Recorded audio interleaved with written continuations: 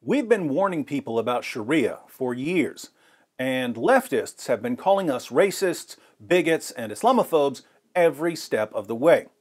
When we quote Muhammad and the Quran to show what Islam teaches about terrorism, about violently subjugating Jews and Christians, about beating women into submission, about raping female captives, the response from politicians and journalists and educators and entertainers has always been, "How dare you? How dare you criticize what Islam teaches, you filthy hate mongers?"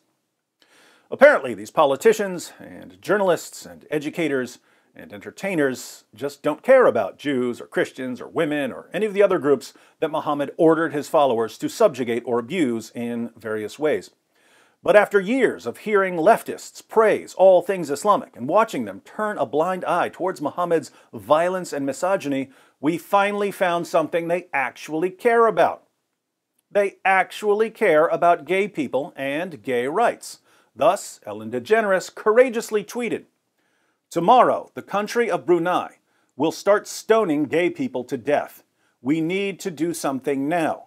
Please boycott these hotels owned by the Sultan of Brunei. Raise your voices now. Spread the word. Rise up." Raise your voices, ladies and gentlemen. Spread the word. Rise up. Perhaps I'm a bit slow, but I'd like a little more information about what exactly we're supposed to be raising our voices about. What's the word that we're supposed to spread? What are we rising up against? Fortunately, the infamous Gad Saad asked for some clarification. "Dear Ellen, any ideas where the Brunei government obtained its grotesque position on the matter at hand? Was it from reading a Harry Potter book? Was it from watching Scarface? Any chance that you might criticize the source of the genocidal hate? I'll be waiting right here." So, are we supposed to rise up and raise our voices about a particular law, in this case, stoning homosexuals to death? Or are we supposed to rise up and raise our voices about the legal system and the ideology that demand that homosexuals be stoned to death? I'm asking because a lot of people seem to be completely insane on this issue. They'll call us racists and bigots for opposing Sharia, and yet they clearly oppose Sharia. Guess what? The vast majority of the world's population opposes Sharia. Hundreds of millions of Muslims oppose Sharia. They don't always know that they oppose Sharia because they don't understand what it is. But if you start listing the Islamic penalties for various crimes, they don't want Sharia. So here's what we have. As far as non-Muslims and many Muslims are concerned, we're all against Sharia. We're all against Muhammad. We're all against the Quran. Some of us are simply honest about it.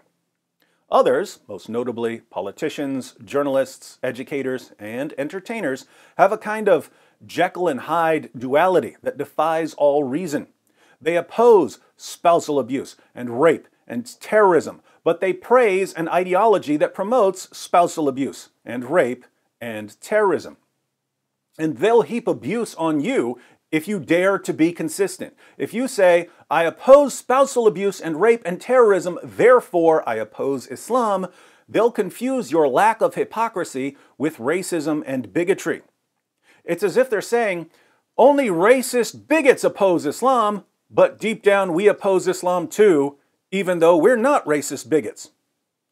Well, Ellen DeGeneres and George Clooney and Elton John and everyone else who publicly condemned Muhammad by publicly condemning his commands, if you can oppose Muhammad's teachings without being racists or bigots, then it's possible to oppose Muhammad's teachings without being racists or bigots. Hence, when someone opposes Muhammad and the Quran, no one should call him a racist or a bigot simply for opposing Muhammad and the Quran. See, everyone? We can learn something from leftists.